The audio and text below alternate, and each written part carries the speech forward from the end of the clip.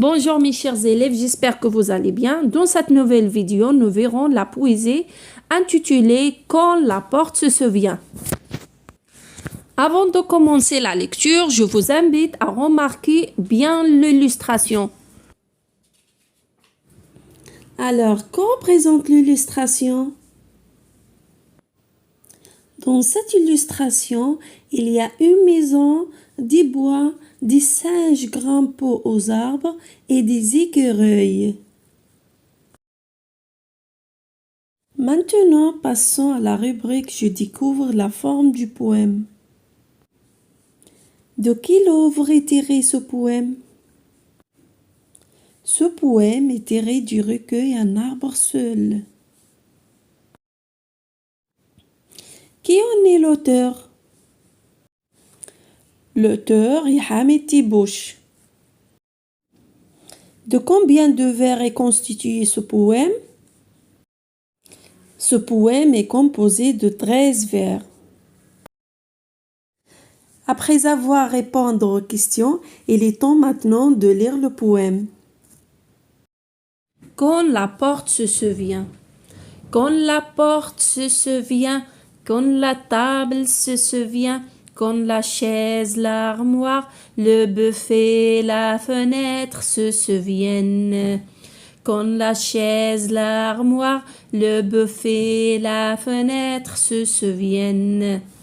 Quand il se souvient intensément de leurs racines, de leurs sèves, de leurs feuilles, de leurs branches, de tout ce qui les habitait, des nids et des chansons, des écureuils et des singes, de la neige et du vent, un frisson traverse la maison qui redevient forêt. Quand la porte se souvient. Quand la porte se souvient, quand la table se souvient, quand la chaise, l'armoire, le buffet, la fenêtre se souviennent. Quand la chaise, l'armoire, le buffet, la fenêtre se souviennent. Quand il se souvient intensément de leurs racines, de leurs sèves, de leurs feuilles, de leurs branches, de tout ce qui les habitait, des nids et des chansons, des écureuils et des singes, de la neige et du vent, un frisson traverse la maison qui redevient forêt. Quand la porte se souvient. Quand la porte se souvient, quand la table se souvient, quand la chaise, l'armoire, le buffet, la fenêtre se souviennent. Quand la chaise, l'armoire, le buffet, la fenêtre se souviennent.